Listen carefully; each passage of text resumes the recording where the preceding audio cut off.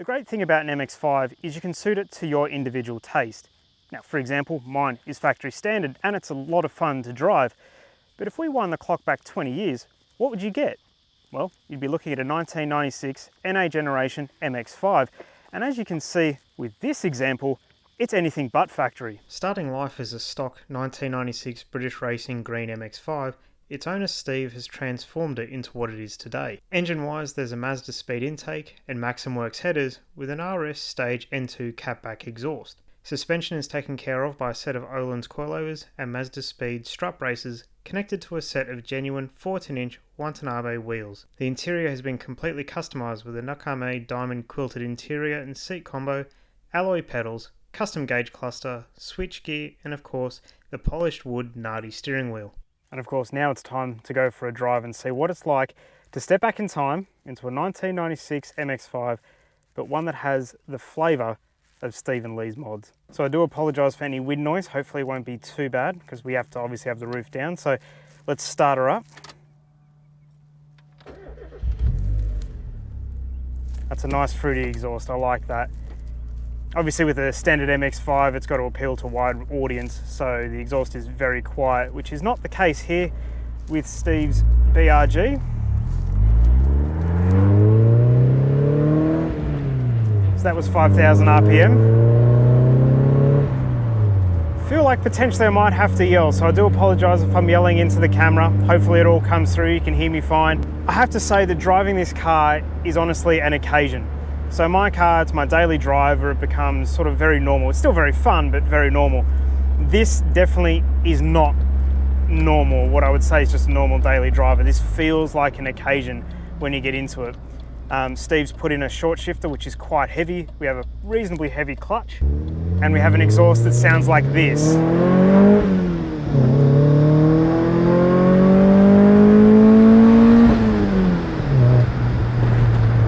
That's fun. That is really, really fun.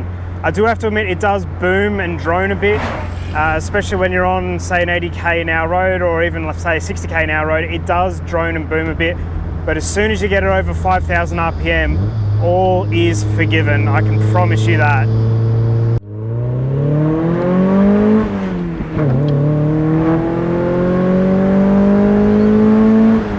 Steve's put Öhlins coilovers on this car.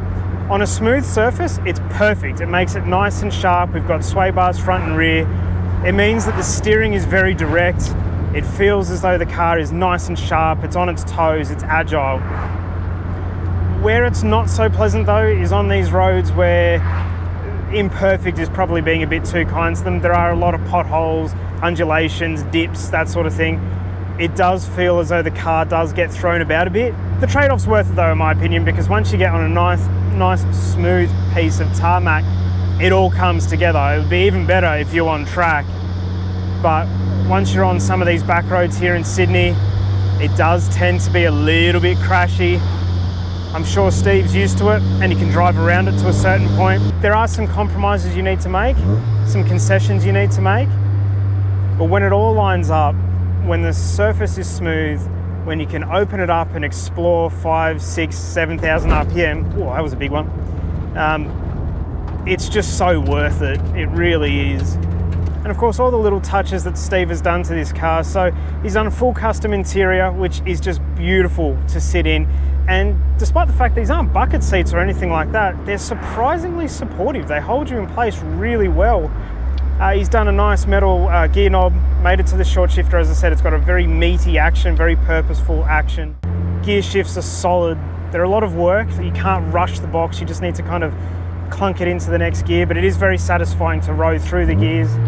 You find yourself kind of upshifting and downshifting for absolutely no reason. Just because you want to downshift so you can crack the throttle, give it a bit of a blast, and then back up through the gears. As I said, it just makes you want to use it. It makes you want to be involved. Once again, I don't need to downshift, but I'm gonna.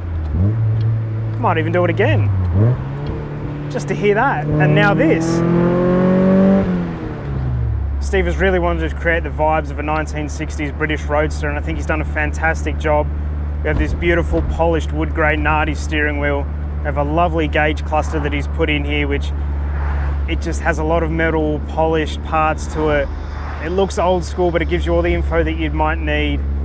And I think that's probably pretty fair to say about this entire car. It is very pared back. I mean, my MX5 is pared back compared to its classmates. Yes, it has heated seats and Apple CarPlay, so it's not completely basic. I mean, here we have a few heater controls. We have a head unit that Steve put in here, which you don't really need to worry about, because when you've got this to listen to, what does the stereo matter?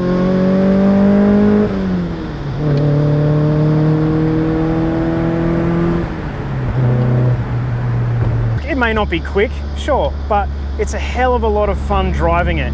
You know, if the speed limit is 80 or 100 kilometers an hour, it's a lot of fun getting to those speeds. And I mean, every single car today, it feels like, can get 0 to 100 in 4 odd seconds. So it's refreshing just to jump into a car where it takes a bit more effort, a bit more planning to get to 100 k's an hour. It's more purposeful. You got there because you intended to get there, not just because leaning on the right pedal gets you there in no time at all. It's fun to operate this car. I love my MX5, don't get me wrong, but I do absolutely adore what Steve has done here. Granted, this exhaust may get a little bit old if you're stuck in traffic, if you're doing a long drive. It might be nice to be able to tell it just to be quiet, pipe down. But when you want it to be noisy, when you want to hear it, when you get her above 5 grand, it's beautiful. It just sings. I absolutely love it. It is so addictive. And the best part is you're not even breaking the law. So you can have your cake, you can eat it too, and I love cake, so that's an important feature. But yes, this mid-range boom, I'm not sure if it's coming through on the mic. That might annoy you a little bit. I'm on a fairly smooth surface at the moment as well, and these coilovers, these Olin coilovers, are really coming into their own. The car is flat. It just takes the corner how I want it to. It's beautiful, actually. If we need to talk about the drawbacks of this car, I would say that it feels like it could be quite tiring to drive. As I say, it's fantastic if you want to go out for a Sunday drive, you want to feel involved, you want to be a part of the process. You know, the clutch is a little bit heavier, the gear shift takes a bit of effort. It's all really fun to use. But if you need to go on a long drive, a long journey, you don't really want to be fussed having to control every aspect of the drive, this car may be a bit fatiguing. I guess everything that makes it fun, it also can go the other way. So if you had a standard MX5, you know, this year's MX5 I should say, it kind of does everything well. You know, you can drive it every day, you can have a fun trip in it, but you're not going to have as much fun as you would in this. You're just not. You know, when you go down a couple of gears, that raspy note, it makes you smile, you feel like a kid. You're not going to get that in a standard car. You're also not going to get the headache that it could potentially give you after listening to it for hours. So you've got to kind of figure out what's important to you. Visibility is obviously perfect. I mean, look, we've got the roof down. I was going to have the roof up so the audio quality would be a bit better, but I figured you'd shoot me. I mean, it does feel a bit sacrilegious. And speaking of the roof, even that has its own little intricacies. So Steve was showing me that to put the roof up and down, there's a certain way that you need to unlatch it, give it a karate chop to make sure the plastic is folded neatly, fix the seams, put it down. If all you want to do is just get somewhere and go, that's a faff. But if you want to be involved in the process, involved with the car, then it's perfect. It makes you realize that you are an integral part to this car's operation. You can't just turn a key and go, or press a button and go. Because speaking of keys, this has one. I know that sounds like a stupid thing to get excited about, but push button start, yeah, it's convenient, but it just feels, once again, removed from the experience. Just the sheer fact that you've got to stick the key in, turn the ignition on. Now, I'm arguing with myself here because this does have push button start as well, but that's besides the point. As I was saying about the cabin being quite bare and quite basic, if you like, it does have one button that the ND doesn't have, which I think is vitally important, and that is the pop up and down headlights. That just does not get old. That is just way too fun. You can wave at people, you can just flick it up and down if you want to. I'm not going to do it too many times because I don't want to risk breaking anything, but even that, just a simple headlight switch is just fun. And I know cars are more capable now, and I know that in the back of my mind I'm a little bit worried that could something go wrong, whereas I jump in mine and it just works. But it's the fun of these cars that makes them so interesting. It's their intricacies, their little behaviours. It just makes driving fun. Driving needs to be fun. The amount of time we spend on the road, it needs to be fun. Thank you guys so much for watching. If you enjoyed it, please give it a thumbs up. Even just give it a thumbs up for Steve lending me his car. Subscribe so you don't miss any future episodes, and I will see you in the next video.